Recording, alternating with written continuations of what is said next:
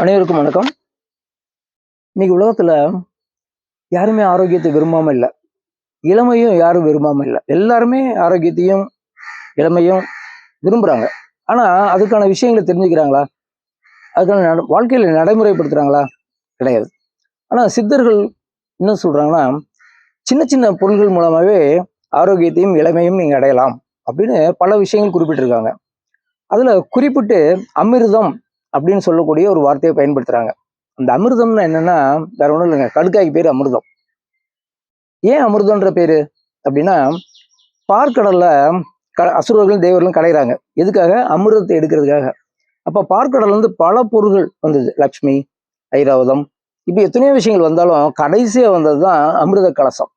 இந்த அமிர்த கலசம் வெளியே வந்தோடனே அசுரர்களுக்கும் தேவர்களுக்கும் ஒரே சண்டை. எனக்கு தான் உனக்கு தான் சண்டை போடுறாங்க. அந்த மாதிரி சண்டை போடும் பொழுது அந்த கலசம் சிந்தி ஒரு துளி பூமியில விழுந்தது. அது ஒரு விருட்சமா முளைச்சதுன்னு சொல்லுவாங்க. அந்த விருட்சம் தான் கடுக்காய் மரம். அப்ப அமிர்தத்தின் ஒரு துளி கடுக்காய் வந்ததுன்னா, அப்ப அமிர்தத்தில் உள்ள அத்தனை நன்மைகளும் எதுல இருக்கும்? அந்த கடுக்காயில இருக்கும். அதனாலதான் சித்தர்கள் இளமைக்கும் நீண்ட ஆரோக்கியத்திற்கும் கடுக்காயை பயன்படுத்துங்க அப்படின்னு சொல்றாங்க. இந்த கடுக்காயோட இன்னொரு சிறப்பு என்னன்னா, கடுக்காய்க்கு 108 பயன் இருக்குங்க. அது சொன்னா கிட்டத்தட்ட 1 மணி நேரத்துக்கு மேல ஆகும். ஆனா இந்த கடுக்காயை 4 பருவ காலங்களில் நம்ம பயன்படுத்தலாம். எப்படி? வெயில் காலம், மழைக்காலம், குளிர்காலம், எல்லா 4 காலம் எல்லாத்துலயுமே நீங்க வெவ்வேறு அனுபானத்தோட சேர்த்து நீங்க பயன்படுத்தலாம். இந்த கடுக்காய் அமிர்தம்னு சொல்றாங்கல்ல, அப்ப கடுக்காய் எதுக்காக எல்லாரும் விரும்புனாங்க? இளமையா இருக்கணும். அப்ப கடுக்காய் சாப்பிட்டா நம்ம எப்படி இருக்கலாம்? இளமையாக இருக்கலாம். 2வது முதுகெலும்பு மஜ்ஜைகள்.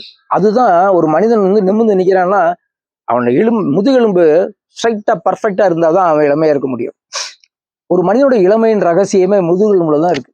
அப்ப சக்கரங்கள் அடிப்படையில் மூலாதாரம் அப்படின்ற சக்கரம் நல்லா வேலை செய்யணும்னா கடுக்காய் சாப்பிடலாம். எக்ஸசைஸ் பண்ணும்பொழுது முதுகெலும்பை பராமரிக்கிறதுக்கு கடுக்காய் சாப்பிடலாம். நீங்க வயகரா அது இது என்னென்னமோ சாப்பிட்றோம், கடுக்காயை சாப்பிடலாம் சார். நாட்டு சர்க்கரையோட கலந்து சாப்பிடலாம், பனை வெள்ளத்தோட சாப்பிடலாம், வெந்நீர்ல சாப்பிடலாம், தேனில் கலந்து சாப்பிடலாம். பல்வேறு அனுபானங்களை சேர்ந்து கடுக்காயை நம்ம சாப்பிடலாம். அப்ப இளமை நம்ம கிட்ட நீடிச்சு நிற்கும், முதுகெலும்பு பலம் அடையும். அதனால கடுக்காய் ஒரு அமிர்தம் அப்படி குறிப்பிடுவாங்க. ஸோ கடுக்காயை ஒவ்வொரு நாளும் இரவு நம்ம 1/2 ஸ்பூன் சாப்பிட்டு வெந்நீர் குடிக்கலாம். சிம்பிளா தினமும் பயன்படுத்தணும். எதுக்குமே நம்ம அடிக்ட் ஆகக்கூடாது. அப்ப ஒரு 45 நாள், அதான் ஒரு மண்டலம்னு அன்னைக்கு சொன்னாங்க. ஒரு மண்டலம் சாப்பிட்டு ஸ்டாப் பண்ணிடணும். ஒரு 10-15 நாள் கேப், திருப்பி அகைன் நீங்க ஸ்டார்ட் பண்ணணும். இது மாதிரி தொடர்ந்து கடுக்காயை நீங்க சாப்பிட்டா, கடுக்காய் சாப்பிட்டால் மிடுக்காய் வாழலாம் அப்படின்னு ஒரு பழமொழி இருக்கு. கடுக்காயில பல்லு வளர்க்கைன்னா பல் ஈறுகள்லாம் டைட் ஆகும், ரத்தம் வர்றது நின்று போயிடும். எந்த புண்ணு இருந்தாலும் அந்த புண்ணு மேல நீங்க கடுக்காய தேங்காய் எண்ணெய் கலந்து தடவைனா புண்ணு ஆறிடும். ஸோ கடுக்காயை நல்லா அரைச்சு முகத்துல தடவி வாஷ் பண்ணலாம்.